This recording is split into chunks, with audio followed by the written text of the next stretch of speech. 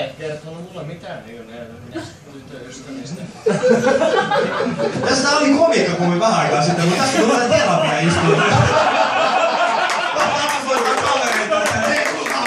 Paljon siistimmin.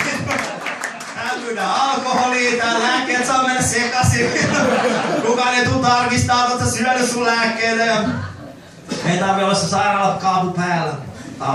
Ja mä oon iloinen siitä, että sä teit tän oikeesti. Tai oikeesti 3. Mä niinku, jos ollaan täysin rehellisin, täällä on aika vittu, täällä on ihan vitusti semmosia koomikoita, jotka tuli tänne vittuilemaan sulle, mutta sit kun mä nähtiin sut päällä, mä otin silleen toi oli just se, mitä me perättiin. Se on saatana hauska. Näyt se vittu Urpo, kuinka kauan meillä kestää, niin me saadaan yksikin media vittu kiinnostuvaa meistä. Sitten jätkä on silleen, mä riittää joku toisin koomikon pillu, tuon kiirasta vittu, ja kaikki vittu kiinnostaa. Naista kaljupää paska vittu.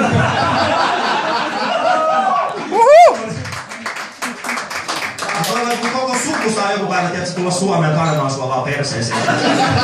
Kaikki siellä. Tältä tuntuu, kun sä veit Alilta vittu sen mediaa ja juu vittu. Katso paljon mä joudun myymään persettä tuolla, sit sä tuut tänne, mä tunnen tämmikä, haista vittu homma.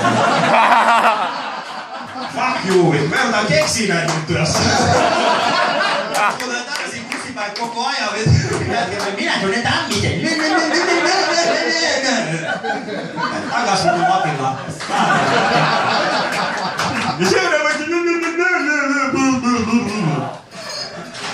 Vittu toivottavasti saat kroonisen hiilatulemisen. En mä tiedä. Toivottavasti. Joo.